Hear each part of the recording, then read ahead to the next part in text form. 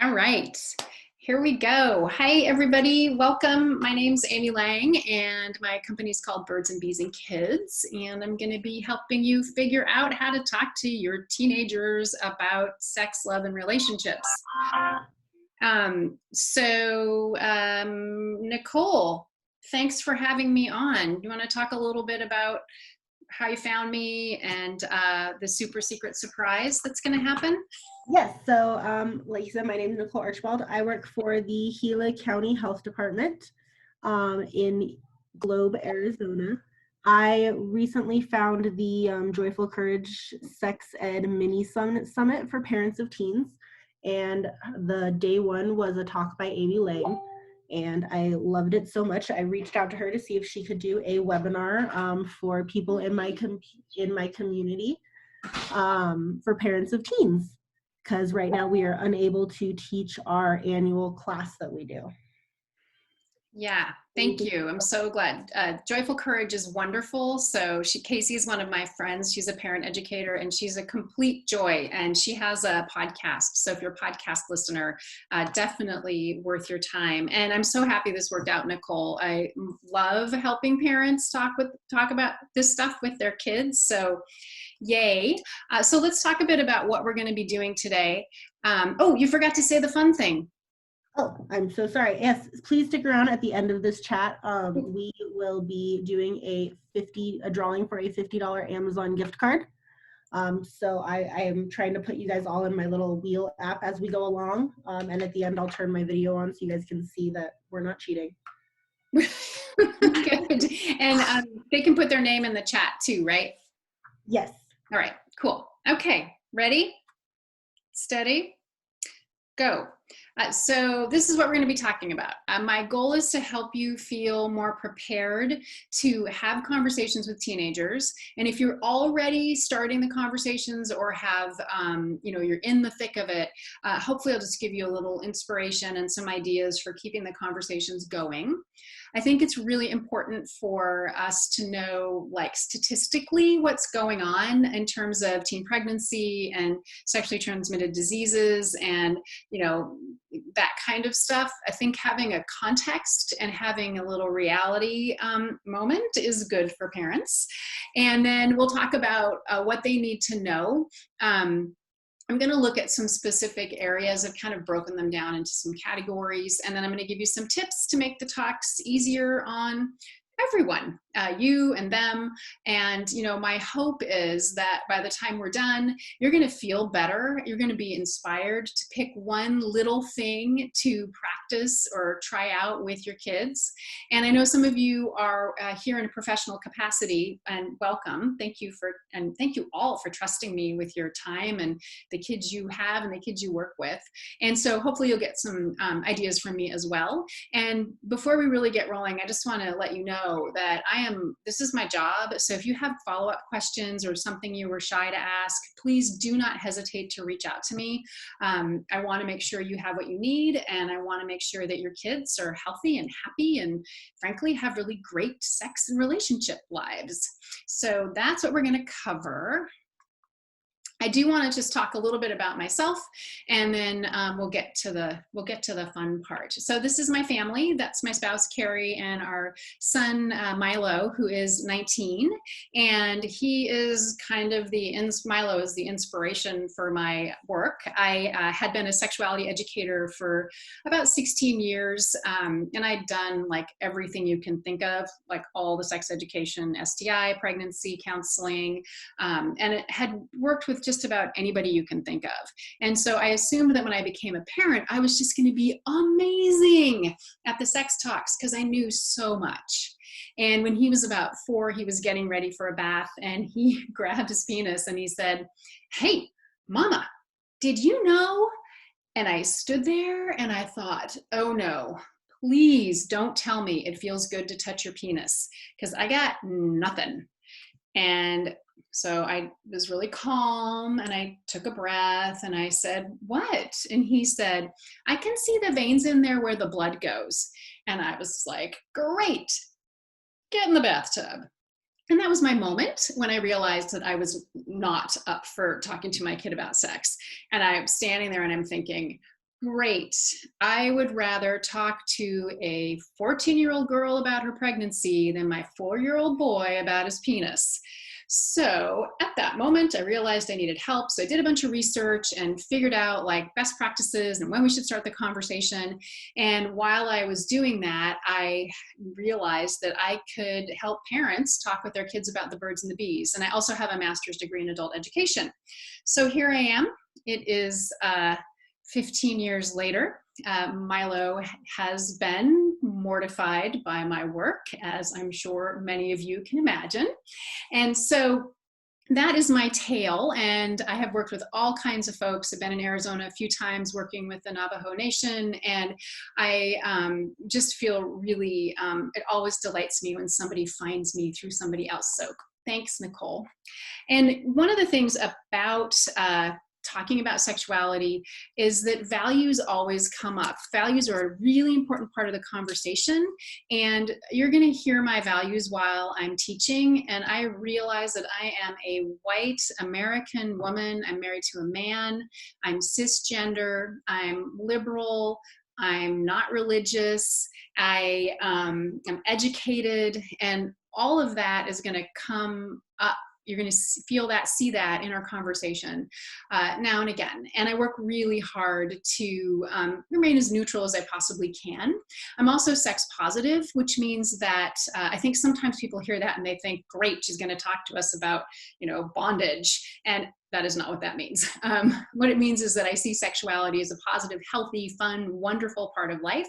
And that's my stepping off point when it comes to basically my philosophy about sexuality. So I'm well aware of my values and my beliefs and my perspective.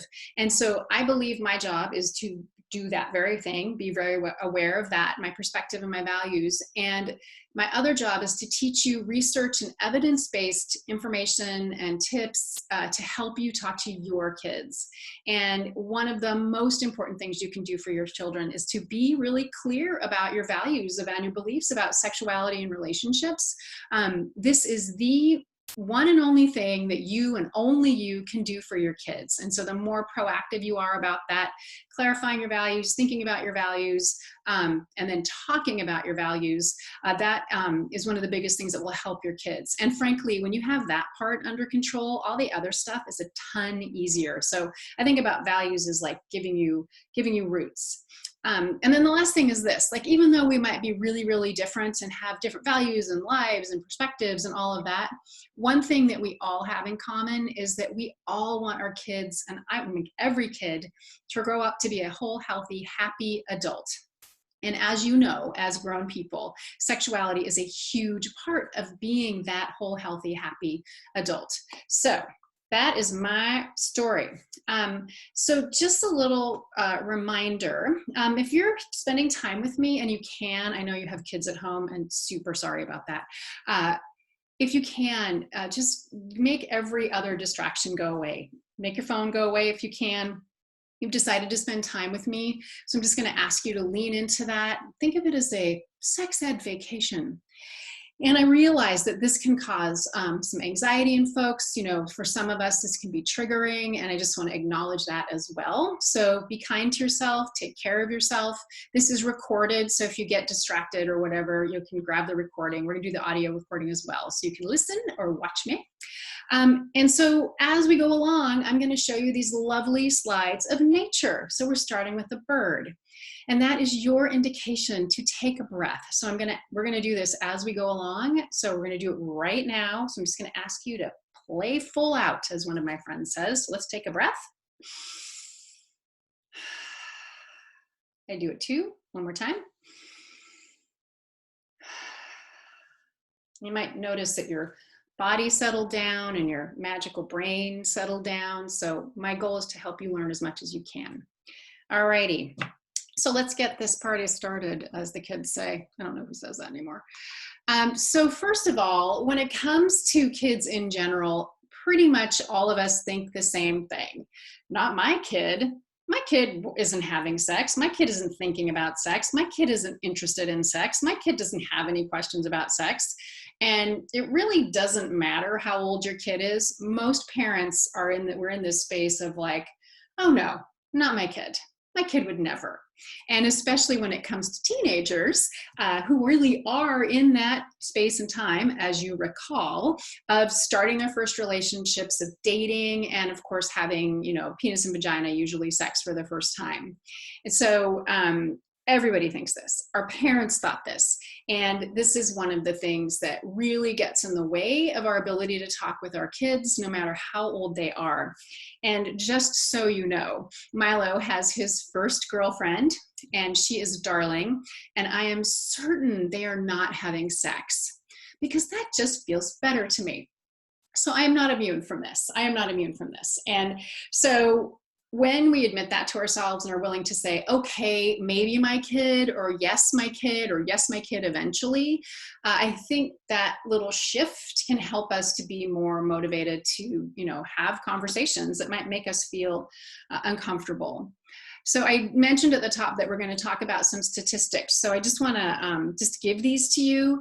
And some of them are national statistics, and some of them are from Arizona. I'm going to give you the kind of the comparison. And so just overall in the United States, and actually in the world, the average age a kid has sex for the first time, and this is usually defined as penis and vagina sex, is about 16.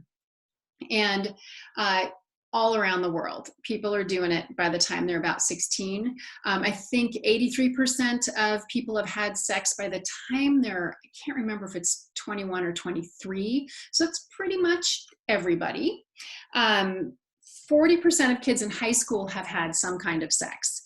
So it has been a little, they've only been keeping track of the other kinds of sex. They haven't been doing that for very long. So lots of kids are having oral sex. I think about 30 or 40% are having oral sex. And then a very small percentage are having anal sex.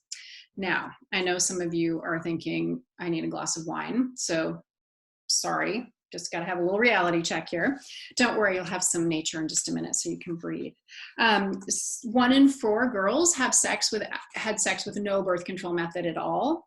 70% of kids use a condom at first intercourse, which is great. Unfortunately, they don't necessarily keep it up. And then this is one of the statistics that, the pregnancy thing I'm not down with, but one of the statistics that I find really troubling is that 50% of all sexually transmitted disease infections are in young people age 15 to about 21 or 22. So 50%. That's a lot of germy kids. And as you know, there are STDs that go away, and there are STDs that are lifelong companions. And so for me, this is another piece of that, this is like overall sexual health. And we're going to talk more about that in just a few minutes. I think a good thing to know about are pregnancy statistics. So the United States is number 1 when it comes to teen pregnancy. We have the highest teen pregnancy rate in the developed world. Canada's teen pregnancy rate, which is like, they're our neighbor to the north, their pregnancy rate is about 22 per 1,000 girls. So that's a lot better than what we're doing here. In your county, it's about, I just learned how to pronounce it, Gila. Thank you, Nicole. It's about 49 girls per 1,000 get pregnant every year. So pretty much on par with the national averages. And then the birth statistics. Those are also, somewhat troubling. In the United States in general, 18 out of 1,000 girls actually give birth. And then in Arizona, it's about 22 out of 1,000. The pregnancies end through abortion often, but oftentimes girls, because they're young and their bodies are not really ready for this, they have miscarriages. And then adoption is very, very, like 1% of teenage girls will put their babies up for adoption. So just to give you like some perspective around like what's happening.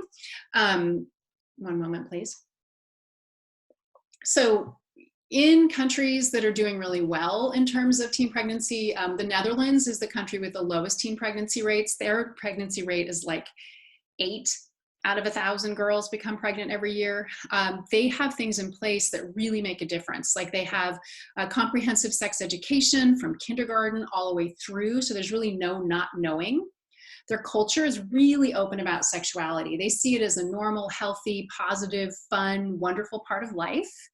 And then they also have socialized medicine. So they have national health care. So there's no agonizing about where a girl can get birth control or an STI test or a pregnancy test. It's just easy for them to get health care. And Nicole at the end is also going to, in addition to giving away some moolah, she's going to talk a bit about the resources that are available to your teens in your county.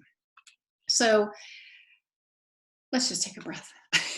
Let's take a breath. Here we go. Beautiful, right? I always imagine that this is like where I live, but I'm in Washington, by the way, Seattle. Here we go. Breath. Thank you. And I know that you're probably thinking, okay, maybe my kid, but it is just more proactive and better for your child if you think, okay, my kid, not going to be a statistic, but my kid is, I'm going to make sure my kid, or do everything I can to make sure my kid does not get someone pregnant or impregnate somebody, or, you know, the STI thing. All right, so I wanted to give you some ideas of some things you can do or some framework around the things you need to talk with your kids about. And the first thing is this. This is part of having healthy relationships and having a healthy relationship with your sexual life and with your partners. And that's this.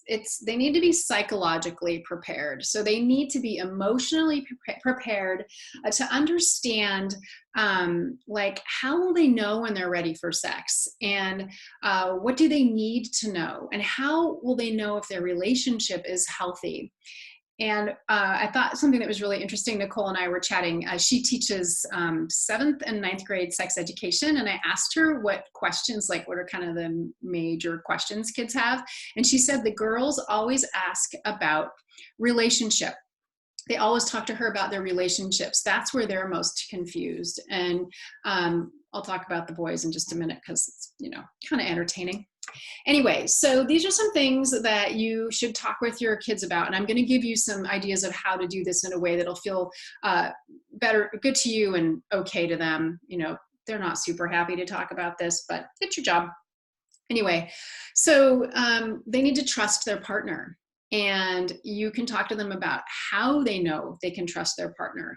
And it's usually through, obviously through behaviors. If they say they're going to show up at 10, they show up at 10, not at 11:30.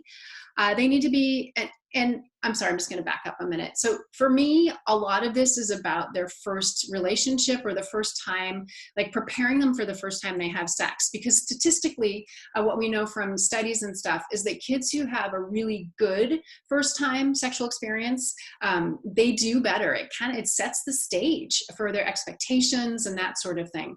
None of this is like bulletproof, right? But I think for most of us, you know, my husband had a really great first time experience and he made better decisions than I did. My first time experience was pretty good, but not as good as Carrie's. So, and we had different paths, and that's wiring and a bunch of other stuff. But anyway, so think about this in terms of how do you want them to launch in terms of their first relationships and their first sexual relationships. So having a steady relationship, that means they've been together for a while. In kid time, 3 months is like an eternity. So oftentimes that's about when kids decide to have sex for the first time.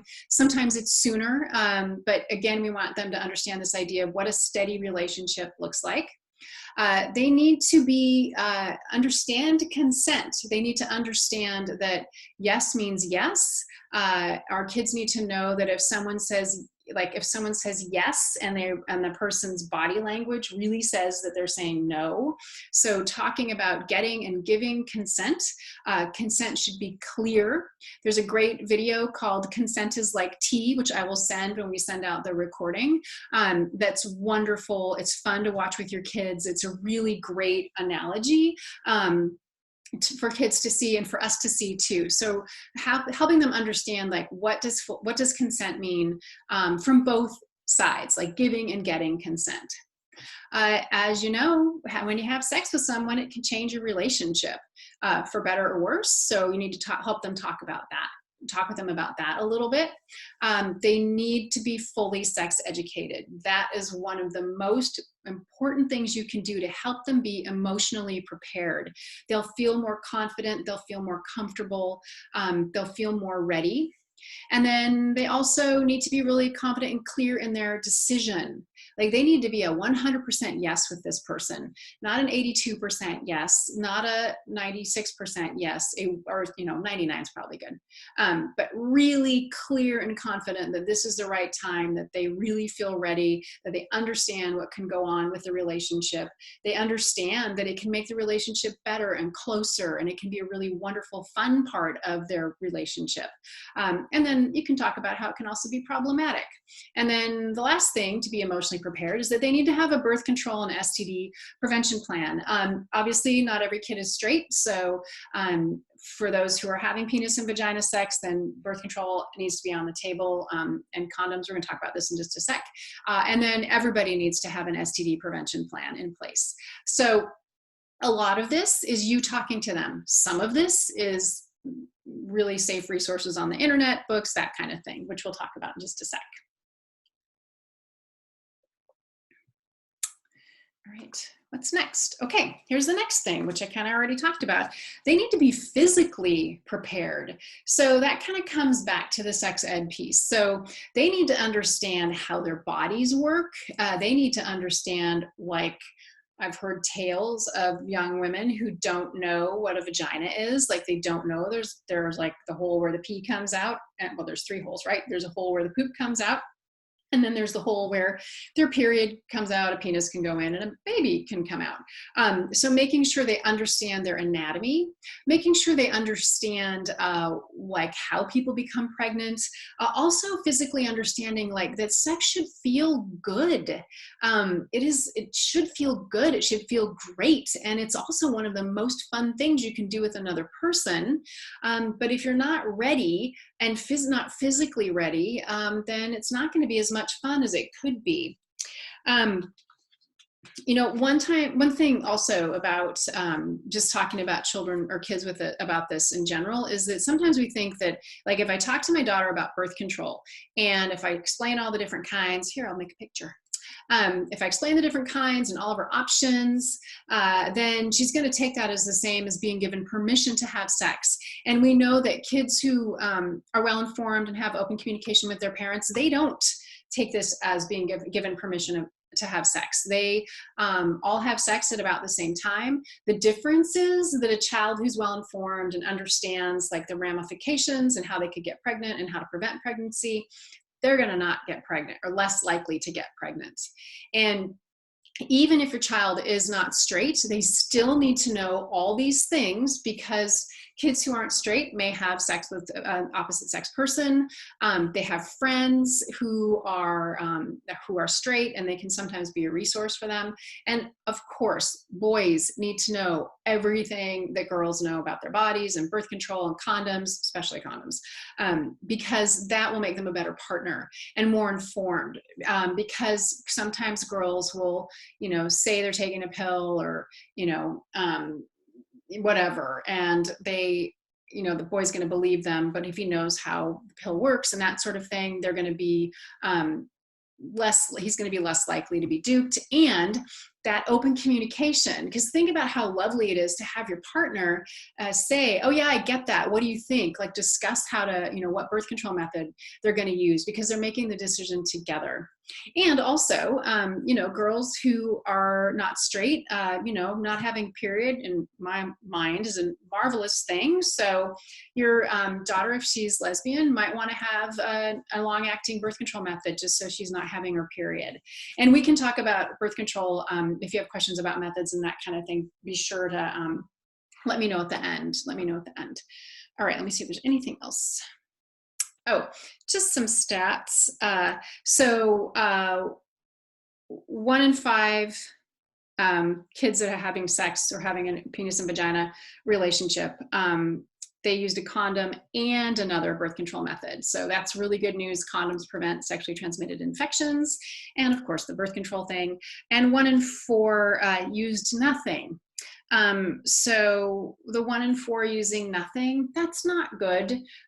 So we really want to encourage kids to be smart about how they're taking care of their sexual health and how they're taking care of this one piece around pregnancy. Oh, and the other thing about birth control, if you're protected from pregnancy and you're having, if you're a gal and you're having sex with a guy, the sex is so much better because you don't have to worry about getting pregnant. So it's more fun.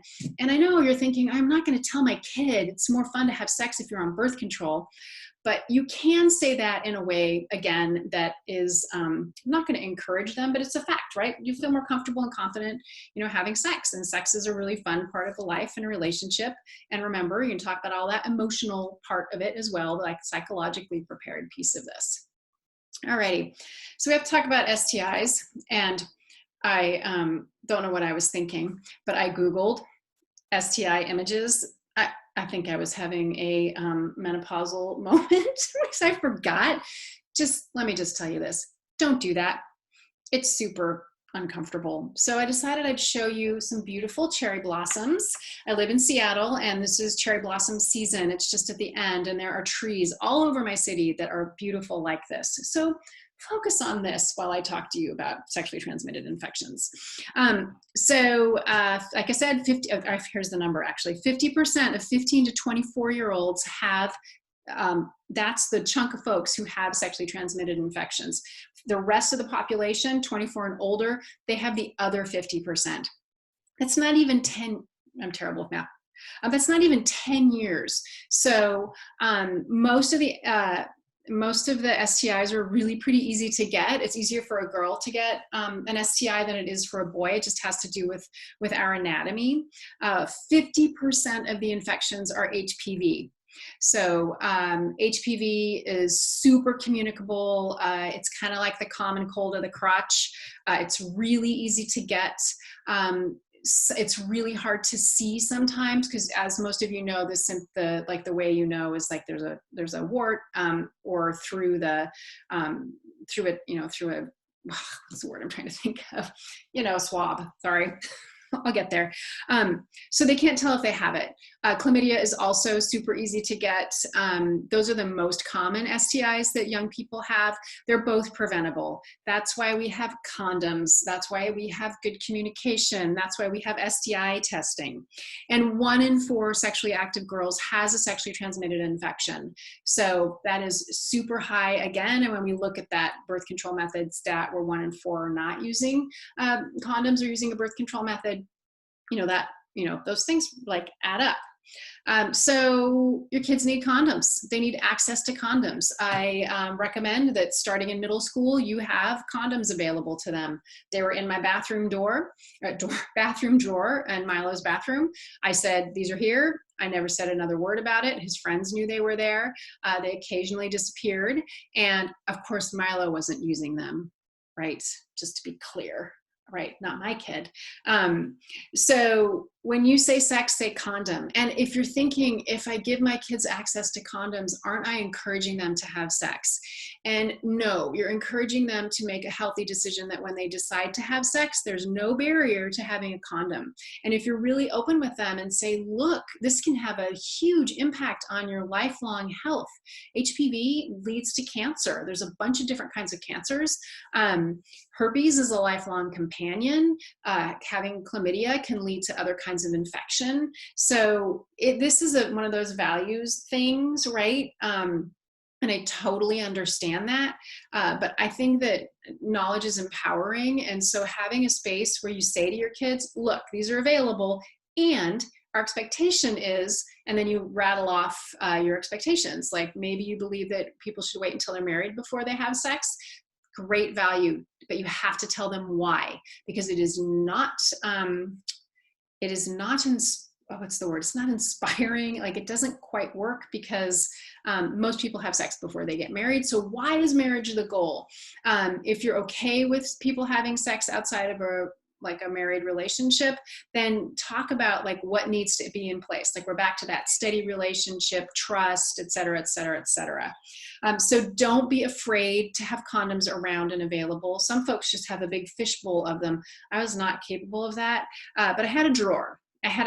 And you know, you can't control your kids. You don't know when they're going to do it for the first time. If you're lucky, they'll tell you, but oftentimes kids tell after they've had sex. I just had a consultation with a mom whose daughter said that she wanted an appointment to get on birth control. She has her first boyfriend. They've been together for about 3 months. Chances are super high they were already having sex. Oftentimes kids will say, hey, I need to be on birth control. I'm thinking about having sex. They've already done it. Not every kid. So make them easy, available, free. I'm thinking, Nicole, are you there? Public Health has them for free. Is that true? Am I making things up? Yes, you can go into the front desk of the Gila County Health Department, ask for a brown bag, and our front desk girl will just give you a little bag full of condoms. In our high school program, kids, I can't give condoms on high school campus, obviously. I cannot, and will not do that. But if they need, if they have, for some reason, can't get to the health department and they need access to it, I can meet them somewhere on their own time. Cool. Thank you. That's good to know. And I know, like I said, I don't think Milo's having sex. I'm just being dumb, right? I know he is, right? But like having those resources available, it's important for your kids. And I know you want them to wait, but at the end of the day, I don't think anybody wants their kid getting a sexually transmitted infection. And I'm pretty certain that nobody wants them having a pregnancy that they're not ready for. For those of us who are parenting, which I think is pretty much all of us, parenting is not super fun, especially now. But overall, it's not super fun. So we know that as grown folk. So I highly recommend that we do everything we can to make sure our sweet people are safe and feel good and can plan their pregnancies and all that fun stuff. All right. Okay. This is one of my favorite pictures too. Let's take a breath. Isn't that cool? Here we go. Let's do another one. All righty. So here is the next thing, pressure. Your kids are going to get all kinds of pressure to get busy in one way or another. And I just made a list of a handful of things that are going to sources of pressure. Their peers are definitely a source of pressure. I was told by my best girlfriends to just get it over with. So there's that kind of pressure. It's not a big deal. Just get over it. Touting, like for boys, boasting about the fact that they've had sex and making it sound like a really they got to do it to be a man, that kind of thing. So there's peer pressure. Obviously partner pressure. So that comes back to those conversations about consent and being able to stand your ground in terms of what you're ready for and what you're not ready for. And we need to remember that girls pressure boys. So girls pressure boys and lots of boys are not ready for this. I mean, they want to be, they kind of think they are, but they probably aren't. And then remember, girls mature, they're about 2 years ahead of boys in terms of their maturity. So if your daughter is 17 and she's dating a 15-year-old boy, sure, he's probably horny as all get out, but he might not really be ready for for having a sexual relationship because maybe they haven't talked about all the things, right? Like one of the things they should talk about is what are we going to do if we get pregnant, or what if we break up, or all kinds of things. People pressure themselves, kids pressure themselves. There's something wrong with me. I haven't done it yet. I got to get on with this. So I'm just going to do it, right? And that's obviously influenced by these other pressures. Media, absolutely. It makes relationships and romance look like the thing that everyone should be doing. Oftentimes it looks like everyone is in a relationship and everyone is having sex. That's through media, and then also in their real life. The reality is there's really a low percentage of people who are having sex. If you look at the entire high school, a pretty small chunk of them are getting busy. So the media kind of promotes that, promotes romantic relationships. There's lots of getting together and breaking up, and there's always getting together. So that pressures them. There's lots of pressure around bodies and how they should look and that sort of thing for both boys and girls. And then you see that last thing on the list, porn. Huge pressure for kids. They think that porn is real sex. Boys get the majority of their sex education from porn, which is not good. They don't understand, they think that, so if you think about porn, it like starts in the middle. There's no hand holding over the shirt, under the shirt, making out. Like there's no procession or the sexual relationship does not develop. It just starts in the middle. They think that men look like that. They think that women look like that. They think that that's what real sex looks like. And so that's what they're learning. And so most of us don't share the values of porn. Which you can guess what those are. And most of us don't want our kids being exposed to really graphic imagery and videos. One of the sad parts of this is that no kid escapes childhood without seeing pornography. They will all see it before they get to age 18. Some kids are okay. They see it and they're done. And they're like, oh my God, that's so gross. I'm not looking at it again. Some kids use it for masturbation in a relatively moderate way. And some kids have real problems with it. I hate talking about porn because it's a rabbit hole. But you have to be aware of that and aware of the pressure it puts on boys. So back to Nicole, she was telling me about the girl question, right? They have questions about the relationship stuff. And the boy question, the boys are they're concerned with their penis size. And that's because they see penises in porn, and those are not typical penises, those penises in porn. So she said what she does is she says, do you have a dollar bill? And the boys know what that looks like, and they know how big that is. It's like, 5 inches, which is the average erect penis size. And so they see that, they feel better. So again, we have to talk about these different kinds of pressures and things and be aware of them, because they're really, as our kids get older, like teenagers, their peers become their more ready resource for sex education. So you do need to hang in there, but bear in mind that there's a lot of misinformation. It's not a big deal. And your job is to help your kids understand that, yeah, it's great. It's fun. It's an important part of life. And it is kind of a big deal. It is kind of a big deal. All right, more water. I'm gonna pause for a second and give you all a moment. If you have questions and you wanna ask them, you can use the chat. It's private to me, so if you have a couple questions, or if you want to unmute and you can ask, that's fine. So we'll just take a little moment here before we talk about tips to make you rock stars.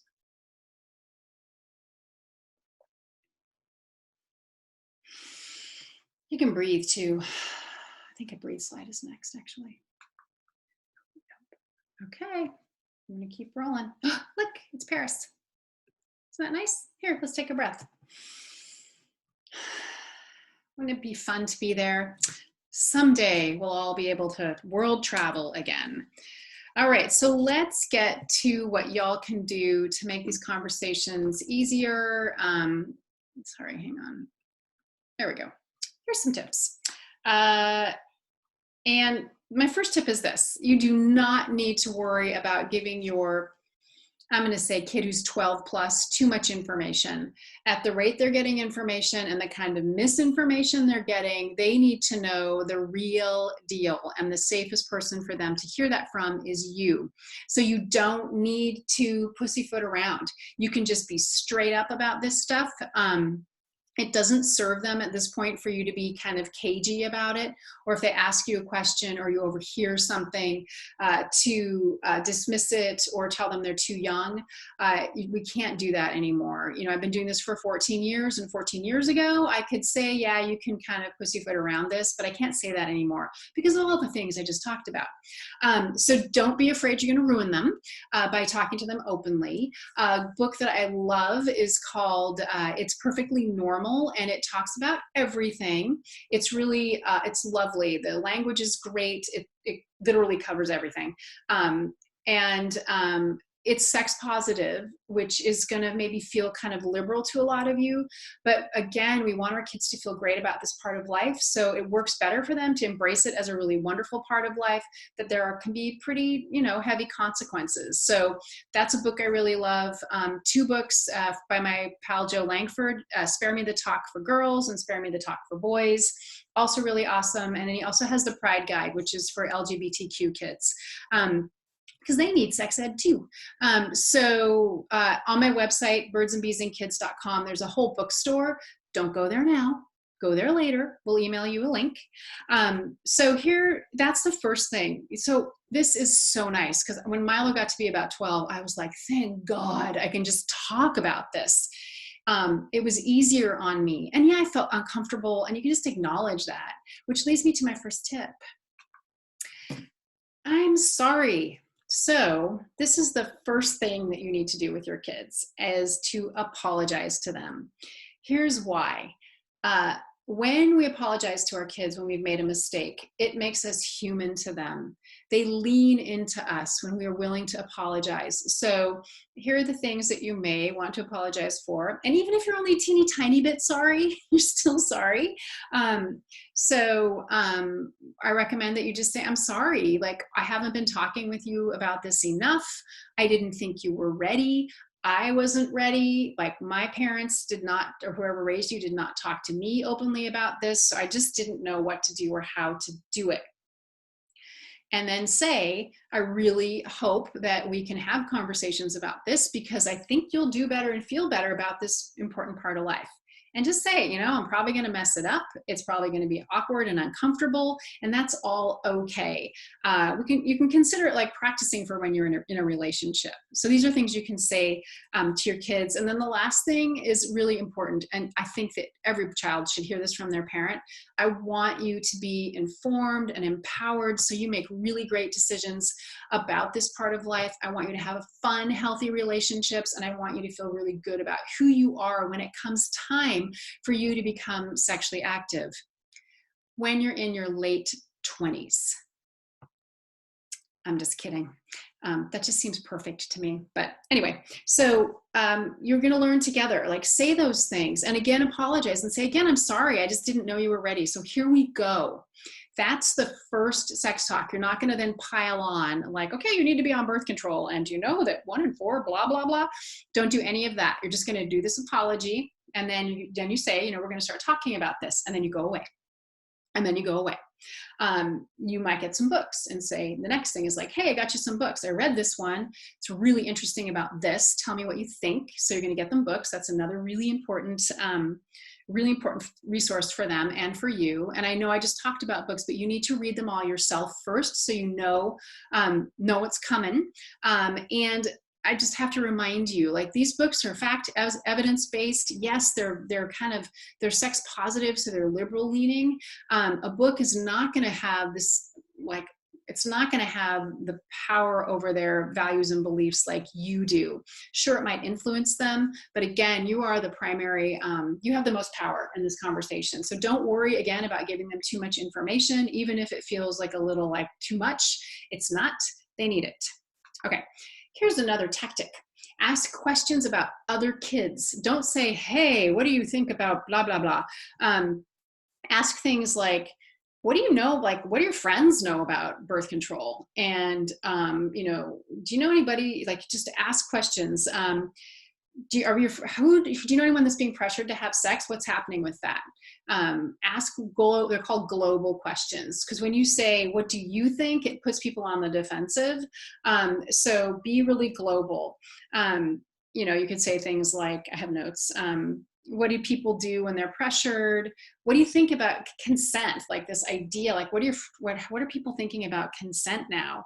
And see how that helps with the conversation. You might get grunty responses, and that's fine. That's part of their communication style, as you know, if you're parenting teenagers. And you can say, like, like you're asked the consent question, like, how are your friends doing with consent? Like, are you seeing that with them, or what's happening there? And they'll say, and then you say, well, this is what I think about consent. Or when I was a teenager, this is what was happening with consent.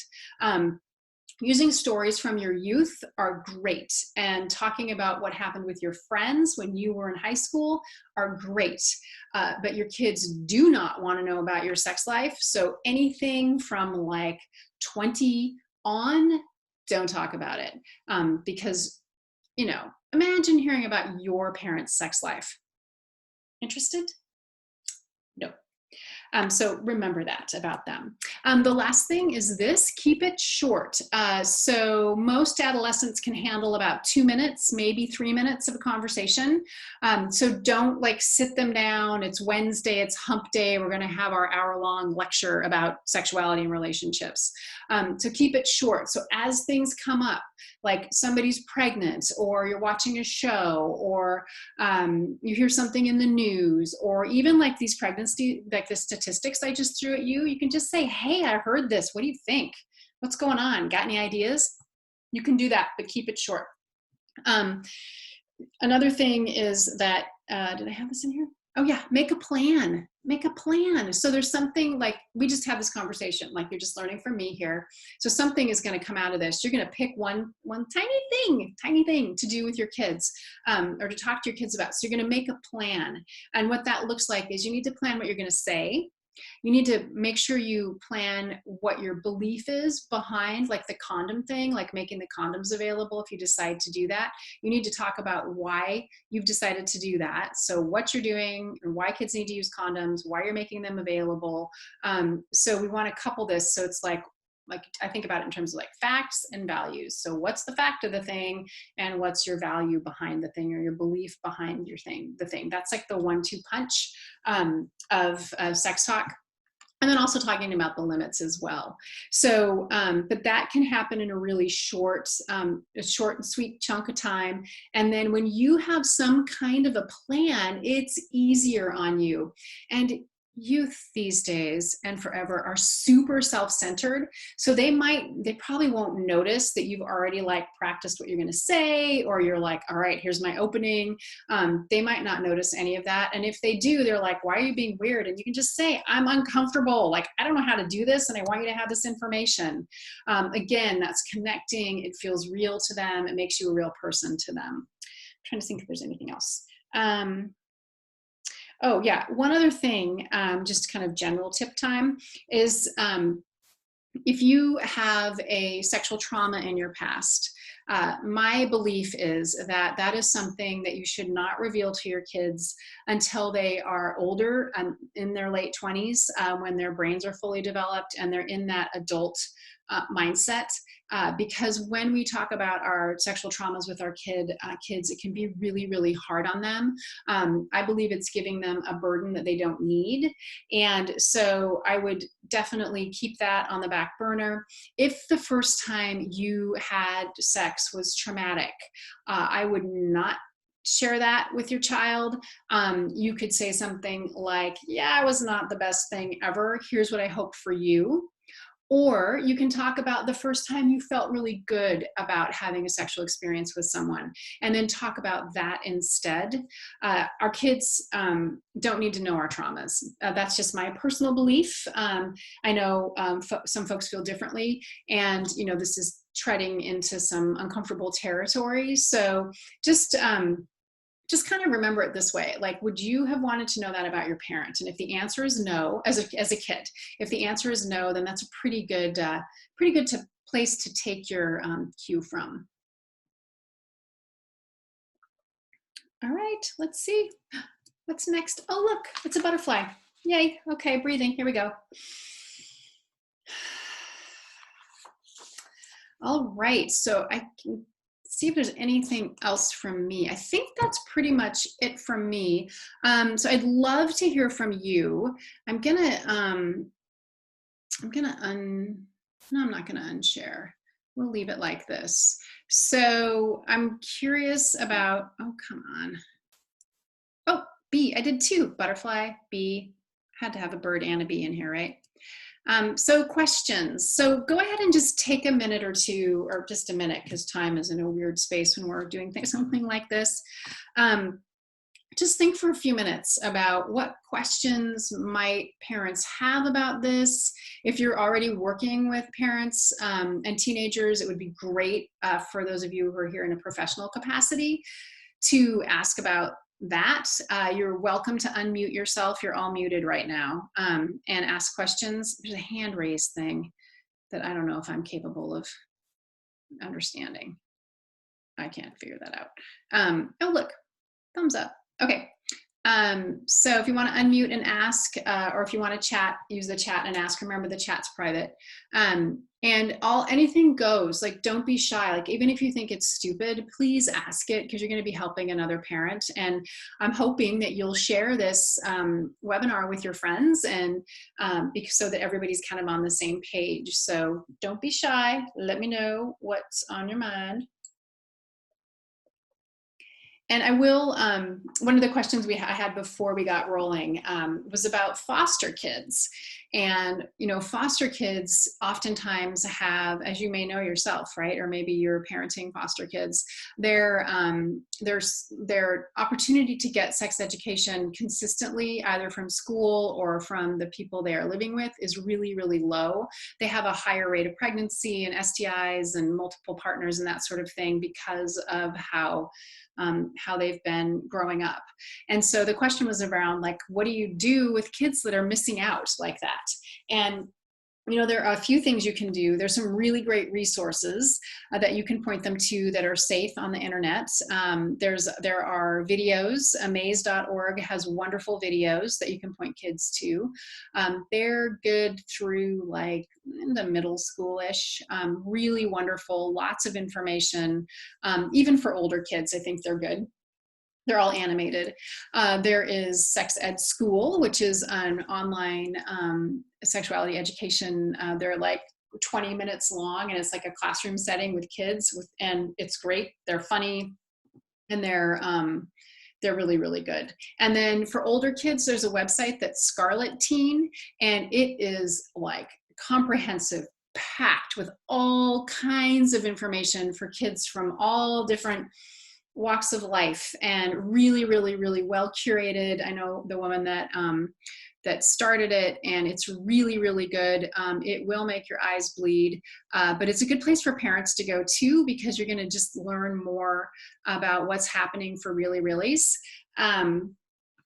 And so those are some really good resources. And then being, you know, a trustworthy adult yourself. Like, if you're parenting kids who are in high school, you have to do it. Just talk to them. Like, if you have foster kids, just give them the information. If you can get them books, point them to this stuff, and tell them, like, I'm pretty sure you don't know this, but here you go.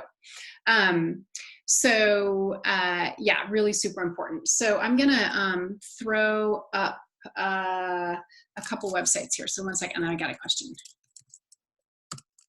Amaze.org is the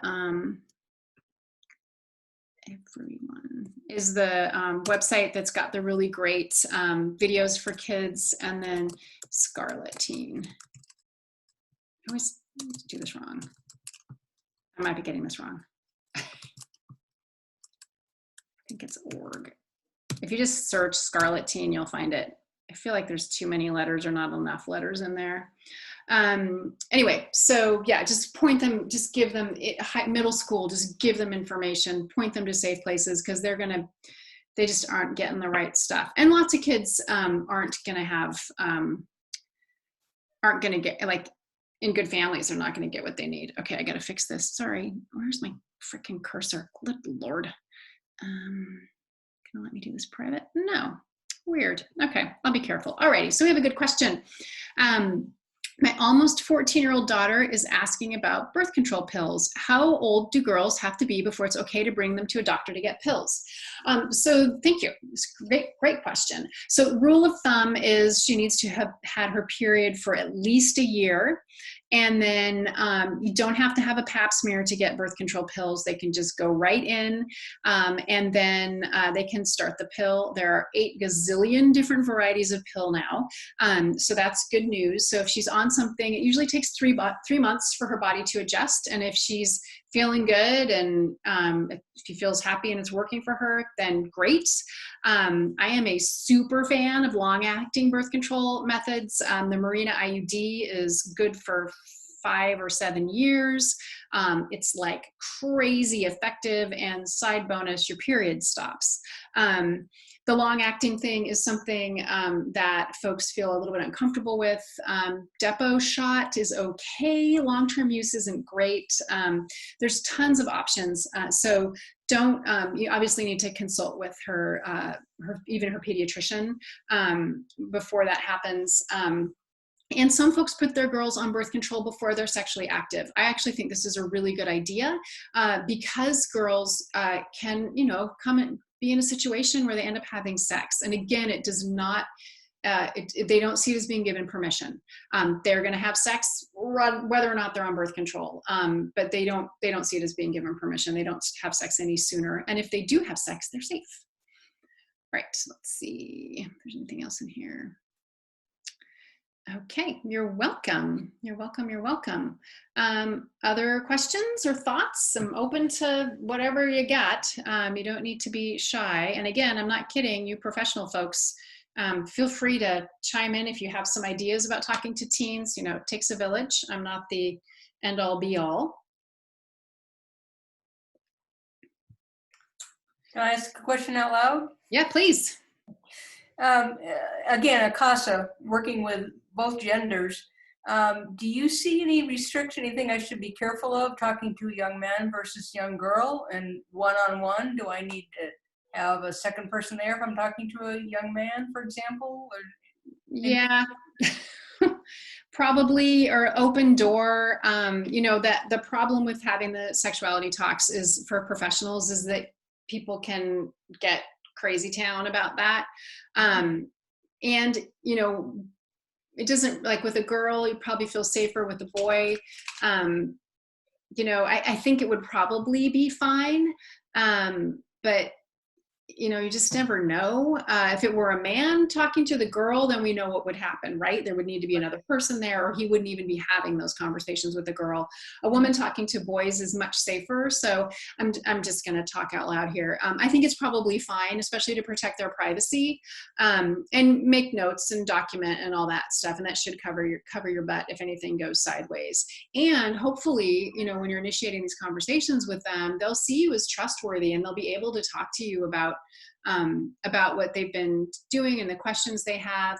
And you really do need to ask them, don't ask them if they've seen porn. You should ask them how often they're looking at porn, because that's going to give them, in a non-judgmental way, because that's going to give you some more information about their health, their overall health. If they're compulsively looking at it, then that's a problem.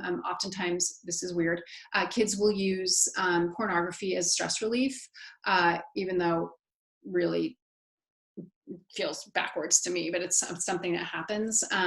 So yeah, asking that question, not have you seen it, how much are you using it, or that question, or how often are you using it, how do you feel about it, would be a good place to have a conversation. Don't start there.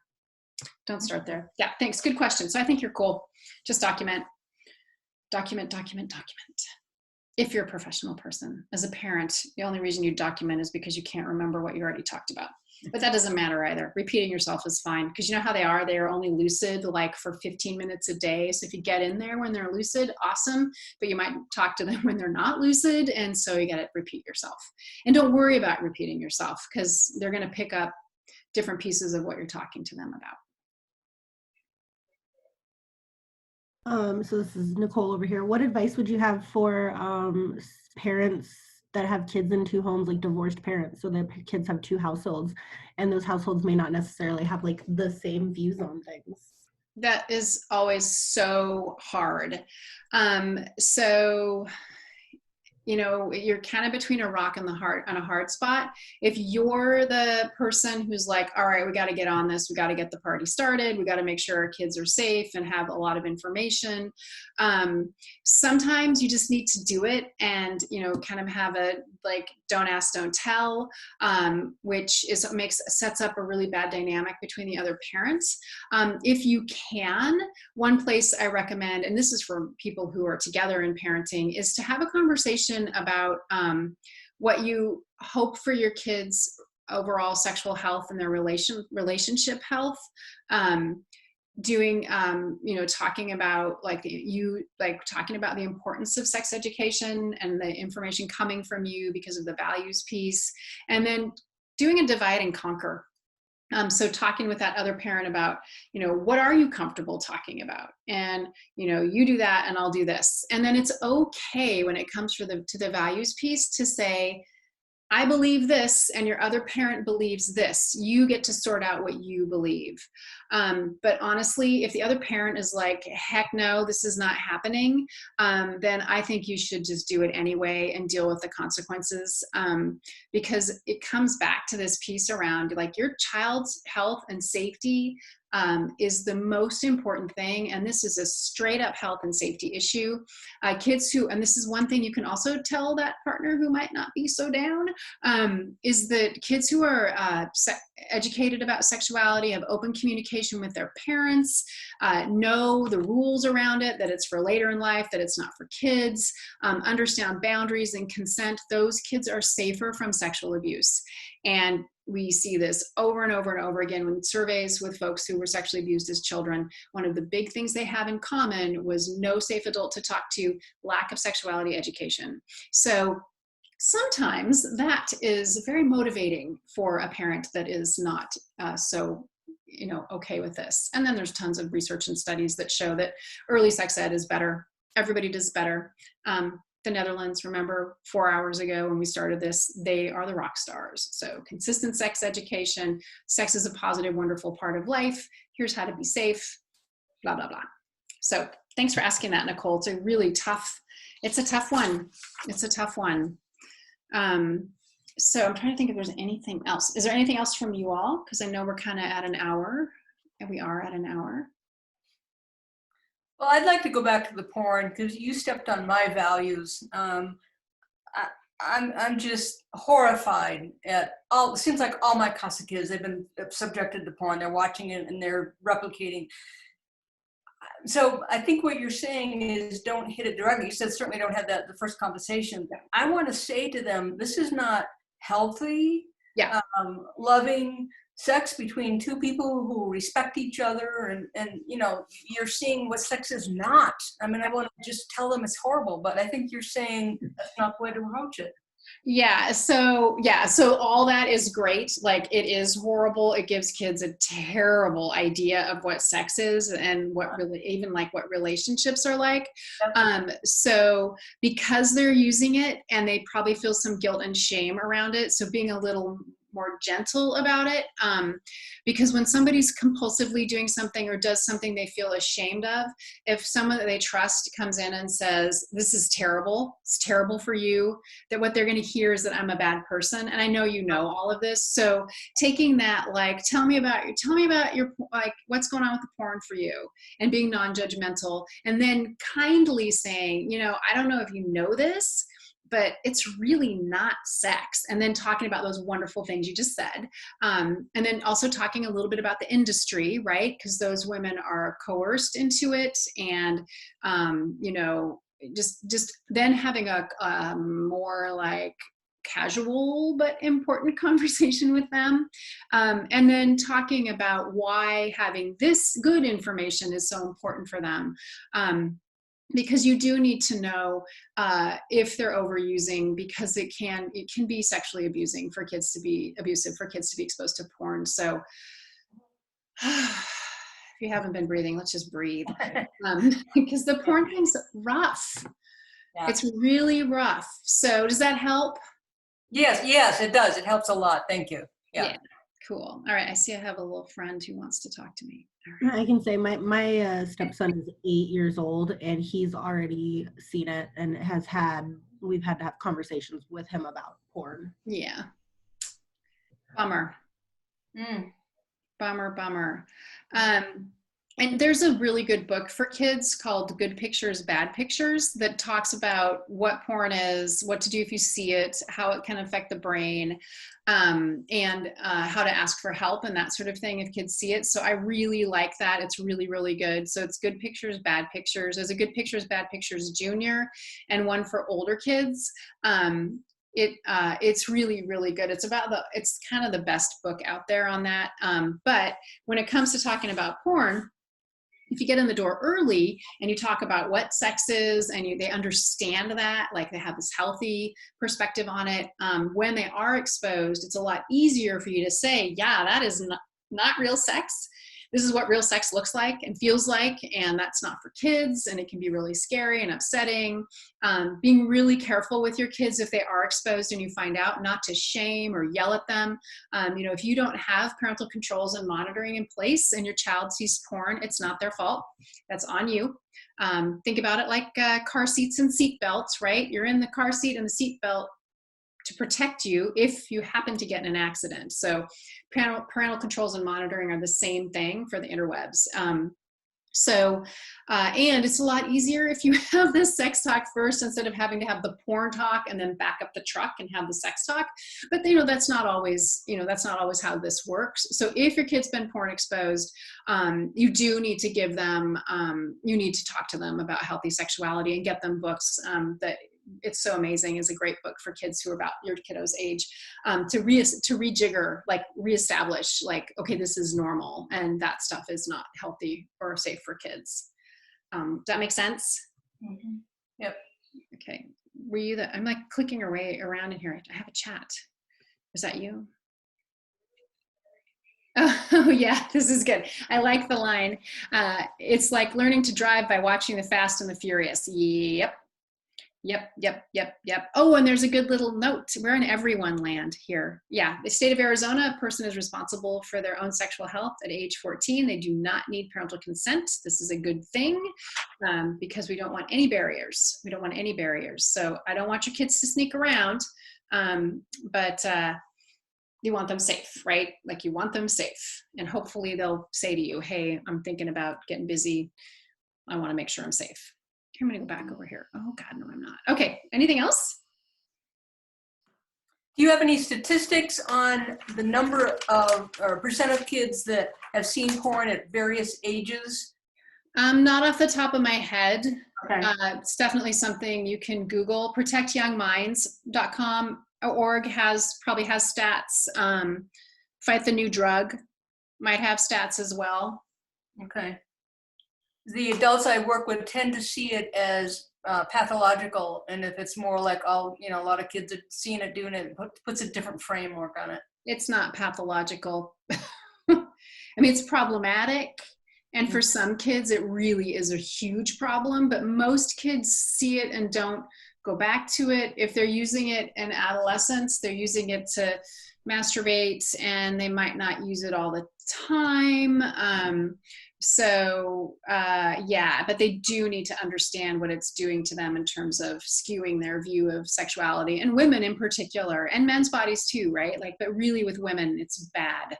It's really bad. It's not what we want our boys thinking and our girls thinking that that's how they have to behave if they're having sex. So it's definitely problematic. If you can get them to back up the truck about the pathological, that would be really good. That would be really good. And I can't remember off the top of my head where I recently saw this, but I was recently reading something that says the average kid's first experience with porn is usually around age 11 now. Yeah, that's absolutely right. When we were I'm 53, and when we were kids, it was like 16 was the average age. Somebody saw like a Playboy, right? Or that's probably a little bit younger for that. So yeah, I mean, it's even when people could like see it on HBO or start to get it have better access to it, it was still older. It was still like 15, 16. So it's really young and it can really mess you up because it ain't right. I mean, I'm grown and I look occasionally just because I have to. I feel like I have to, and I'm not a porn user, and I'm always like, I'm traumatized now. I need to take a 10-minute, 15-minute, 10-hour shower.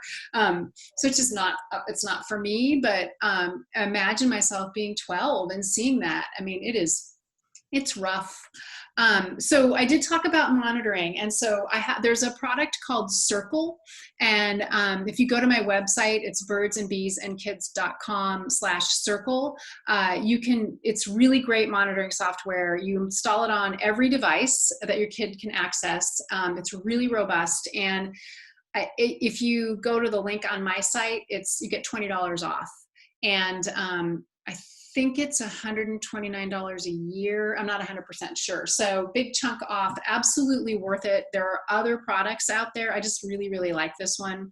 My pal Joe uses it with his family and he loves it. And he would know. He would know. He works with boys who sexually offend. So he would know. Yeah, so Circle's awesome.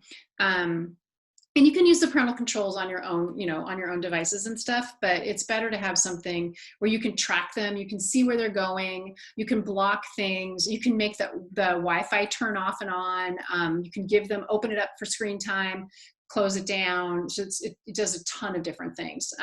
So can't say enough good things about that. So I'm sorry we're ending on porn. I just hate the porn.